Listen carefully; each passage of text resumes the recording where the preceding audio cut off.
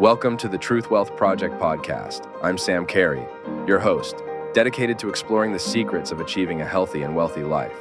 In each episode, we'll dive into wealth creation, health optimization, and holistic strategies for living your best life. Our guests include entrepreneurs, investors, and experts from various fields, all sharing their insights and success stories. Join us as we uncover practical tips and inspiring stories to help you achieve financial independence and a thriving lifestyle. Welcome, everybody, to another episode of the True Wealth Project. I'm your host, Sam Carey. I'm excited to have Daniel Blue on the show today. It's going to be a topic that I think most of us are interested about and probably have dealt with in the past. So, Daniel, welcome to the show, man. I'm really excited to have you on. Hey, Sam, thank you so much for having me on your show. Looking forward to jam with you.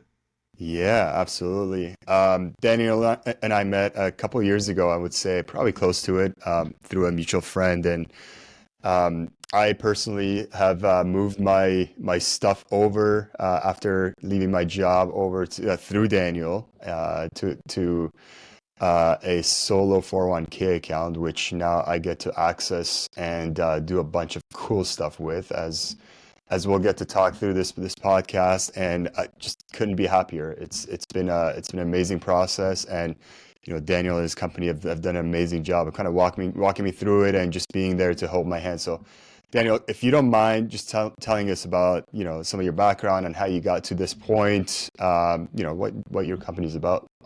Yeah, so basically it's helping people tap into something that they didn't know was possible, right? You've got a 401k, you've got an IRA. I think 401ks and IRAs, more so 401ks, get a bad reputation, right? You think of Dave Ramsey and, don't buy mutual funds, the stock market sucks, 401k is a scam. Right. We've all heard that before. So there's this other world out there that exists that's called the self-directed retirement account world, where you can take that 401k or IRA of yours and actually access that money penalty and tax-free and use that money outside of the stock market. And a couple people have brought this mainstream, essentially kind of shined a light on it.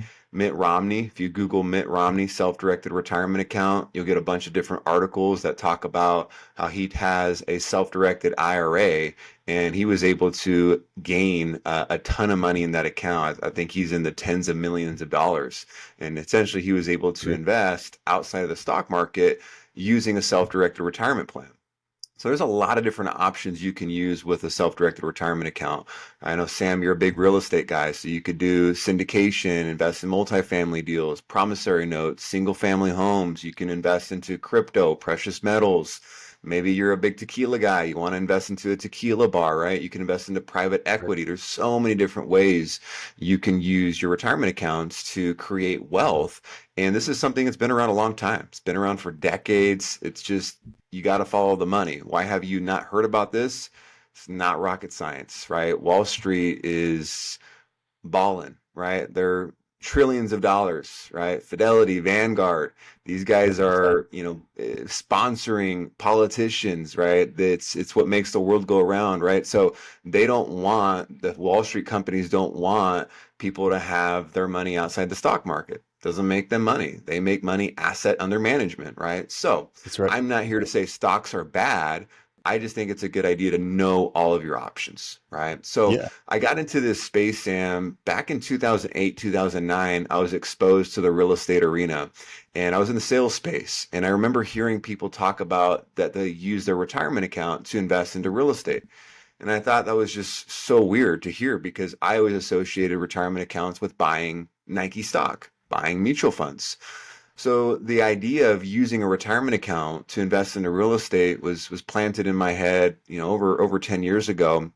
And I shifted careers. I got into this space back in 2014, 2015, and it's been fun since. Been able to, rub shoulders with a lot of great people, savvy people like yourself, and I've been able to help a lot of people. We've got customers in all 50 states, over 1,000 customers, and just being able to pull back the curtain and help people understand, hey, you can go from point A to point B a couple different ways. And the tool and the tool belt that we help people with can be a very powerful tool.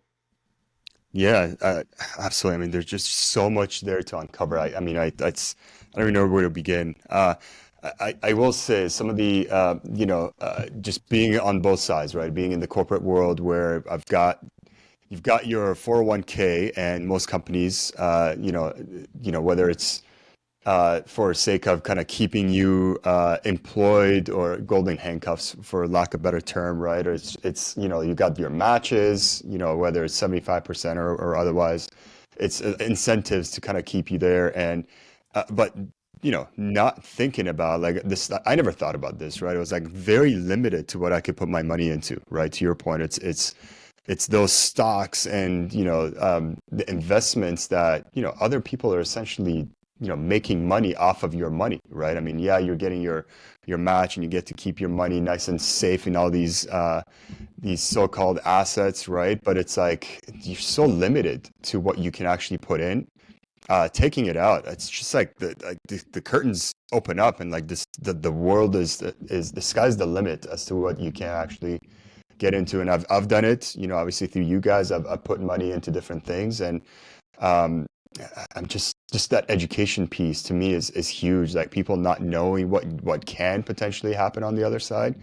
And I feel like you guys do a really good job of not only are you helping people move their money, right, and utilize it, right, but that first piece of education. I mean, if you can talk about like how do you guys go about doing that, just educating others on the just first steps, right? It's like this world exists, and through this podcast and otherwise. But yeah, if you can talk about some of the reactions you get, how you guys go about like educating people, that'd be awesome, man.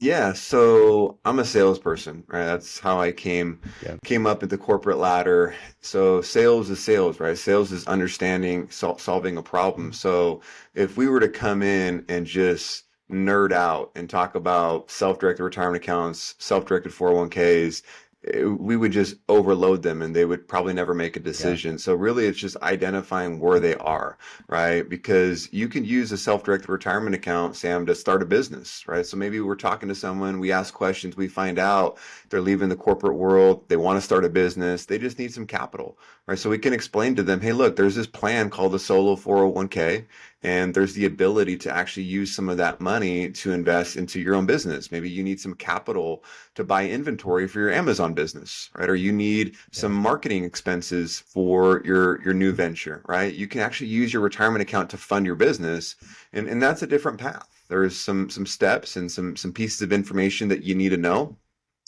Now, someone like you and other people that maybe they want to use the money to invest into syndication or private equity, as you know, that is not something that just you press a button and it happens. I want to be very transparent. Absolutely. Absolutely. Self-directed plans have pros and cons, just like your 401k and IRA with Wall Street, with Fidelity's pros and cons. The pro is it's really easy to buy 100 shares of Apple, right? You just log into your A Fidelity click of a account, button. select how Yeah. many shares, you click buy, you're done. You go on with your cup of That's right. coffee and have dinner with the kids, and you're done with that, right? However, you're just limited to stocks, bonds, mutual funds, ETFs. That's the con, right? So it's self-directed. The con is, or the pro is, you can invest your money literally almost anywhere you want. The con is if you want to invest into a multifamily or your own business or some kind of private syndication deal, that's where you just have to understand what the custodians allow, because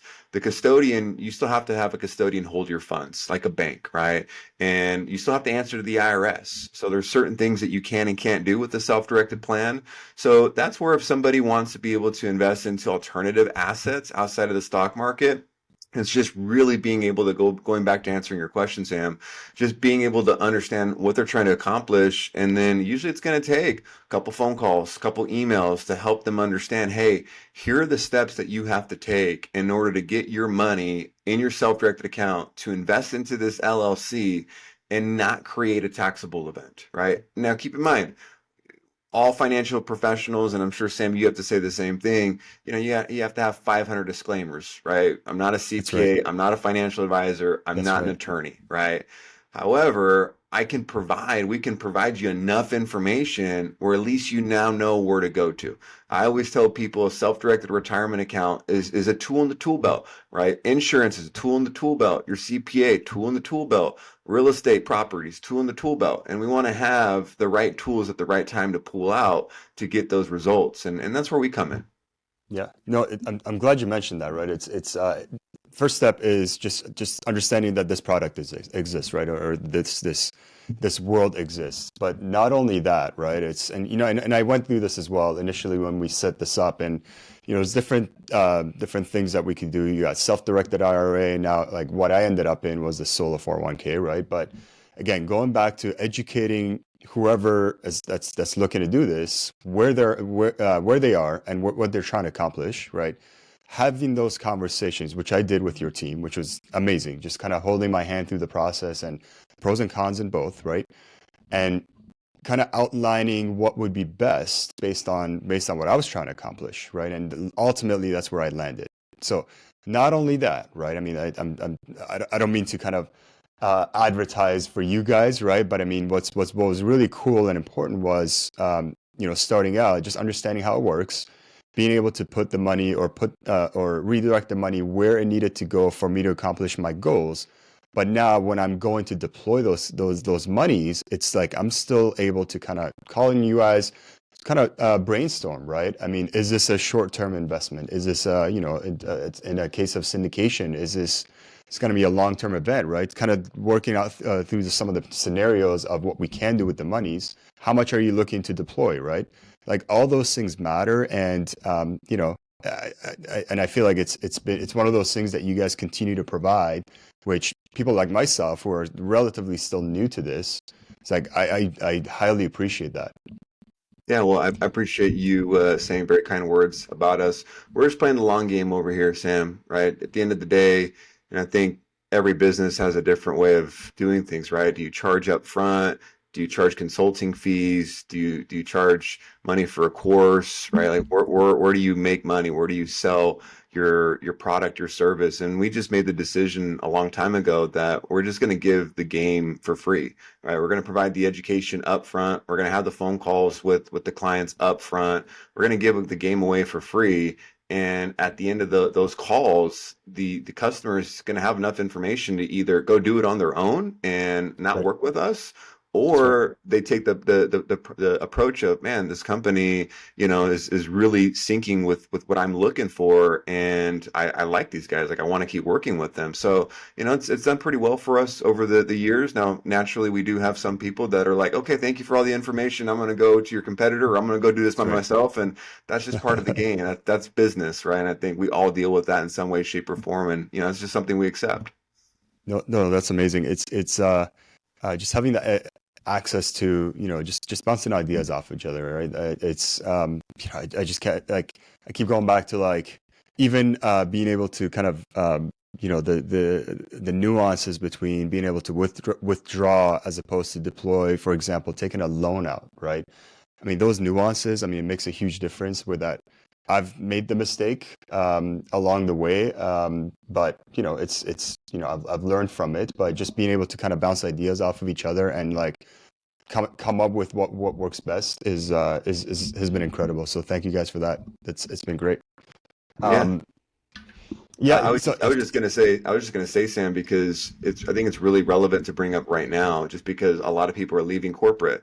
You know, there's company layoffs, right? People now have 401ks from their previous employers, and you brought up a really good point that I want to make sure that we don't gloss over is taking a loan from a 401k. I think that can get a bad rep. You know, I think Dave Ramsey has probably said, "Hey, don't ever borrow from your 401k." Well, on the flip that's right. side, taking an early distribution from an IRA or 401k can really suck, right? You got a 10% early withdrawal penalty, plus you're paying a lot of taxes. I know you're out in California, so I think they want your firstborn for Yeah. taxes out there, I think right? it's going to go down to zero here shortly. It's not. Right? So Wouldn't that taking an be nice? early distribution's rough, and that's where using the loan feature with, like you mentioned, the solo 401k is huge, because it's just a nice option to have. You can borrow 50% of the account value, or 50K, whichever number is less. You can take that out penalty and tax free, and you can use that money however you want. If you wanted to lend that money out to someone, and you're going to get, you know, principal and interest back on that investment, Now that money you can use personally, right? You're going to have to pay taxes on the gains, but you don't have to worry about prohibited transactions. You can use that money to fund your business. You can use it to maybe pay off some high interest rate credit card debt. Maybe you've got 20% interest credit card debt that's just messing up your utilization rates. So you can just use that loan feature in a lot of different ways. And remember, there's not a loan feature on a 401k with an old job, or a 401k, or a loan feature with an IRA. And that's really one big difference between a self-directed IRA.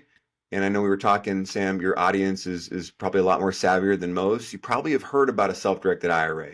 That's right. And a self-directed solo 401k, which is what Sam has, they function the same. Both accounts can invest into private equity.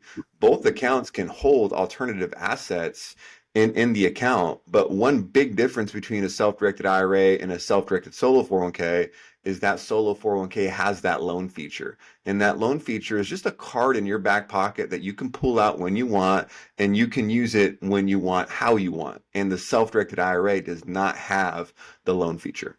Yeah, no, which is great. I'm all for flexibility. I'm not a very rigid person, and things come up, things change. I mean, I may not have all the answers, right? So what I try to do is just kind of set myself up to have optionality in the future.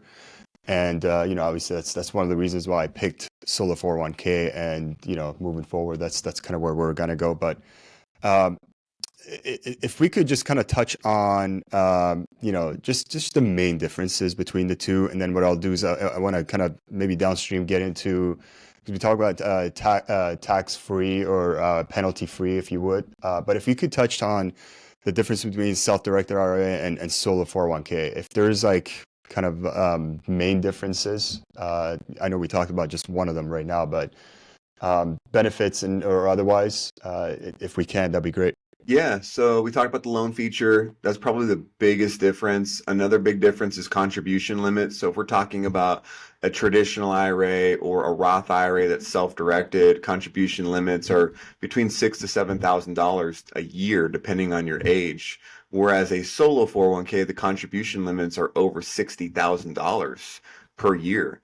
And that contribution amount is dependent on the amount of income that your business is making. So keep that in mind. Your business essentially is tied to your solo 401k. And if that business and your entrepreneurial activities don't involve W-2 employees that are not you or your spouse, then you qualify for a solo 401k. And depending on the amount of revenue, profitability, income, not profitability, more so income that you're paying yourself from your business, that is going to dictate how much you can actually contribute into your solo 401k.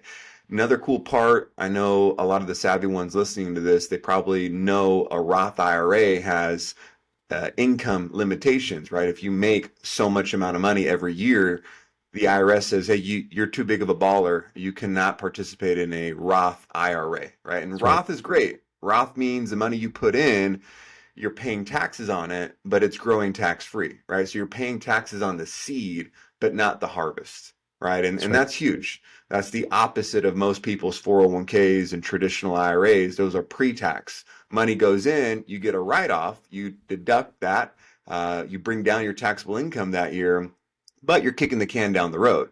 Down the road, you're eventually going to have to pay taxes on all those gains, right? So a lot of people lean more towards the Roth because who doesn't want to just pay taxes one time on the seed, and then that harvest is 100% tax free.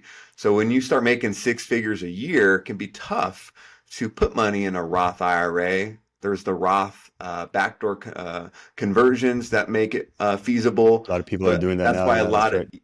yeah, but that's why a lot of people love the solo 401k, because you could be making $250,000, $500,000 a year, $1 million a year. There's no income restrictions, and you can still max out that Roth solo 401k, still put in more than $60,000 a year, and it's all Roth contributions, right? So for the high income earners, the Roth solo 401k can be a very powerful tool. And then I would say another feature that the solo 401k has over a self-directed IRA, and this is where I'm going to do my best not to lose the audience just because this is where it becomes really boring. Not that you can't follow me because you're not smart enough. That's There's right. people listening to this that are probably smarter than This, me, but this stuff just gets boring. So there's what's called prohibited transactions. And this is where hopefully I don't put your audience to sleep. But basically, the IRS says you cannot hold certain assets in your self-directed account, right? You cannot hold the promissory note. In that promissory note, you're lending to your mom or your son. yep, Cannot be a yep, lineal descendant that you're lending the money to, right?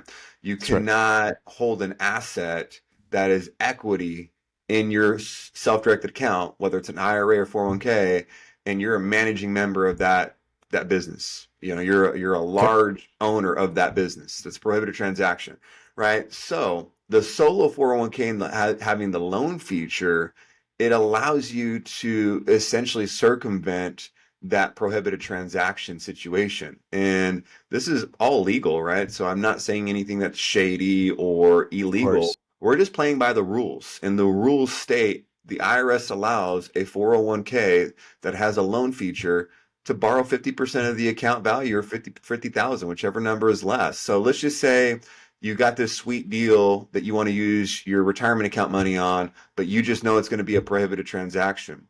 Well, one thing you can use on that loan feature with the solo 401k, take the loan, take the cash out of the solo 401k, you take it out penalty and tax free, then you deploy that cash wherever you want. And now that transaction is happening outside of the retirement account. So you're not having to play by the prohibited transaction rules set forth by the IRS because that transaction is not happening inside of the solo 401k. It's not an asset being held inside the self-directed 401k, for example, right? So Yeah, that's a big absolutely. difference, and that's where a lot of people again, like you mentioned earlier, just that flexibility of being able to use that loan feature. So the solo 401k can come in handy for a lot of different reasons. Yeah, no, absolutely. I really like that. And one of the things, if you could clarify, I mean, I remember talking about this initially, right? Somebody leaving their job and now they're wanting to tap into their 401k account that they had, right? I mean, not knowing whether it needs to be self-directed IRA or solo 401k, right? I think ultimately what I ended up doing is I'm looking to grow my company, looking to grow my investments through my company, and would there be a situation where somebody would want, to kind of divide up their funds between a self-directed IRA or a solo 401k, and would it be based on what they're trying to accomplish? Would there be a situation where they say, I've got $1 million in my 401k from my employer, but I want to do a 50-50 because of XYZ? Is that a thing that your clients kind of go through as you guys are talking about it, right? Yeah, so I always just try to be as transparent as I possibly can be, just because at the end of the day, people are going to find out one way or the other, and I'd rather them find out in the very beginning. The self-directed space is good at what it is. It is what it is. It's mainly for alternative assets. Are there ways for you to invest into traditional assets with a self-directed account? Yeah, there's some ways to hold stocks, mutual funds, ETFs, Sure. directly, indirectly in the self-directed realm. However, there's just no way in 2023 the self-directed space is going to compete with Fidelity, with Vanguard, right? Trillions of dollars, crazy algorithms, top-notch That's right. apps in your phone. The portal is really nice. So if you want to do stocks and ETFs and index funds, you're probably better off leaving some money with Vanguard or TD Ameritrade, just because the user experience is going to be way better, right? I have Yeah. a Fidelity account. I also have a self-directed account.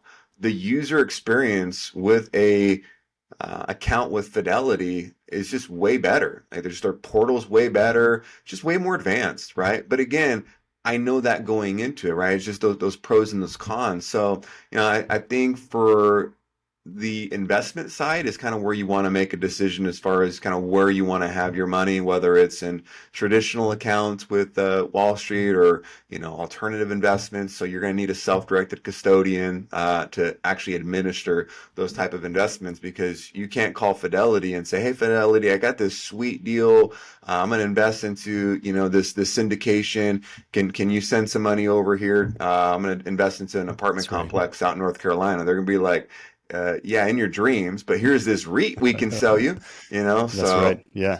No, that's right. Um, yeah, it's such an interesting world. And more and more syndications, if not almost all of them,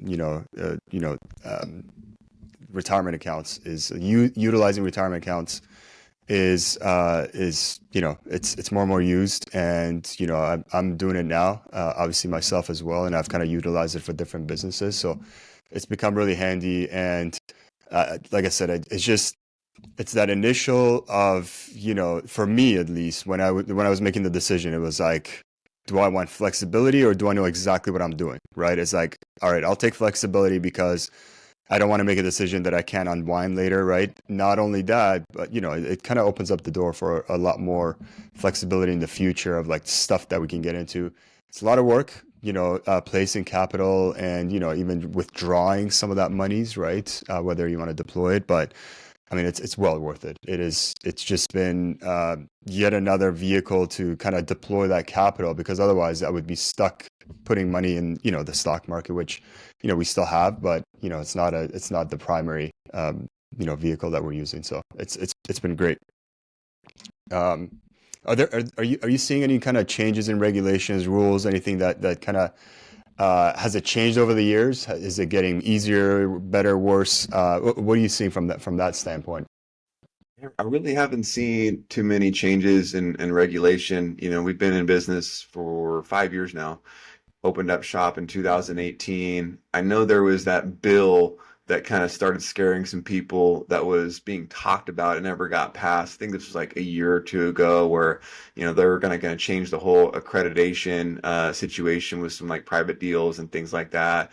That never really got changed. At the end of the day, they might change some things along the way, raise contribution limits. They raise that almost every single year. Yep. So when you look at the self-directed space, I don't really see them changing a ton. And I say that just because pretty confident that a lot of people in Congress have self-directed plans, right? So, there's some people that That's a take fair the assumption. stance. Yeah. Yeah, they take the stance of, Wall Street's going to shut down the self-directed space. Um, I also believe that Congress is selfishly going to make decisions to benefit them, right? So, the self-directed space, I think you touched on it earlier.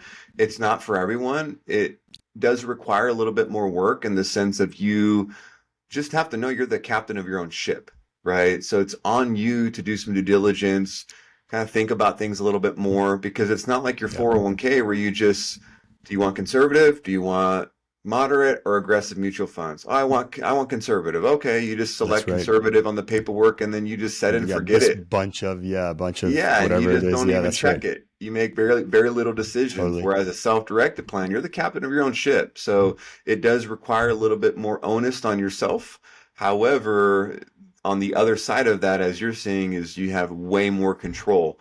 And then you just have to figure out how much work you want to do. You can work with a company like ours, where our company does charge a fee, and we're in business to make money, but the way we justify our fee is we're a phone call away, or a text message away, or an email That's right. away. We want to provide white glove service. We want to deliver education instead of paying a lot less, because there's a lot of self-directed companies out there. I think that's one thing I've seen change, Sam, over the years, is there's a ton of companies kind of leveraging automation and technology, where they can offer self-directed plans for a fraction of the cost.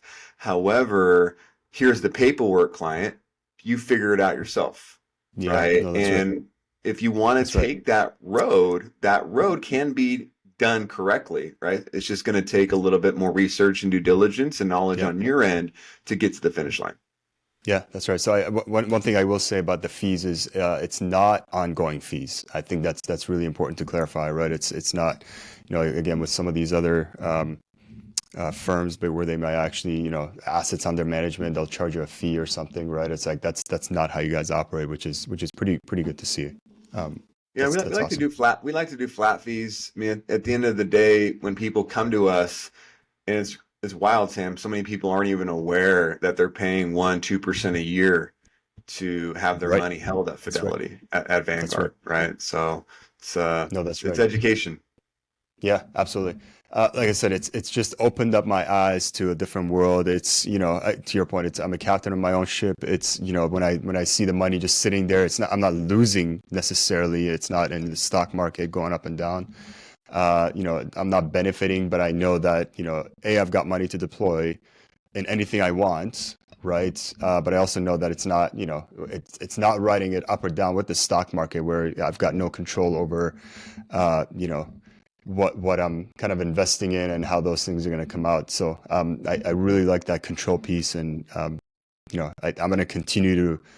I think we're 1.5 to 2 years in. So I think a couple more cycles, I'll get a lot better at this, but it's been really cool just kind of going through the process with you guys, and sometimes it gets a little bumpy, but you guys are there to kind of help me through the way. So all right, one last question. I know we just ran out of time here, but before we leave, I want to make sure that everybody has access to you and everything you have to offer. What's the best way to get in touch with you guys?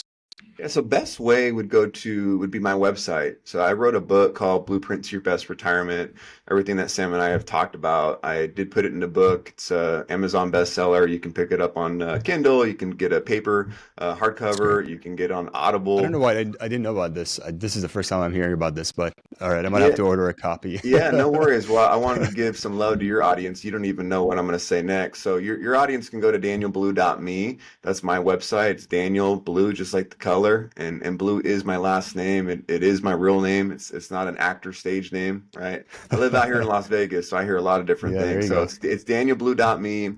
And on that website, you'll see links to a lot of free content. I've got a podcast called How Winners Win. We're about 2 years deep there. That's been a lot of fun. So you can check out our Very podcast there. cool. We talk a lot about business, finance, the entrepreneurship world. And then I've got a course, a ton of free articles that I've put out there, a lot of articles on Forbes and just other publications that you can just check out a lot of the nitty gritty stuff that Sam and I touched on. And then on the main part of the website, there's a section where you can send me a message. And in that message, if you just want to say, hey, I just heard you on Sam's podcast, can I get a free copy of that book? You can go to Amazon and pay the $10 for a book, or you can just message me directly on my website, and I'll just ship you out a book. So just in your messages, tell That's pretty me cool, that man. you heard me from Sam's podcast. Just give me your address, and then we'll ship you out a book. Or if you want the free PDF, the free ebook, we'll just send that out to you as well. So danielblue.me is the main hub there. That is awesome, man. Talk about adding value. This is like I keep talking about your services, and this is yet another example of what you guys are having to do for everybody, which is amazing. I love that. Daniel, really appreciate you coming on, man. Like I said, I can't wait to come out to Vegas and we'll do some more of this together. So looking forward to it. Thank you for coming on. Yeah, appreciate your time, man. Hey, Sam, thank you so much for the invite and looking forward to having you on our show in a month or two. Absolutely.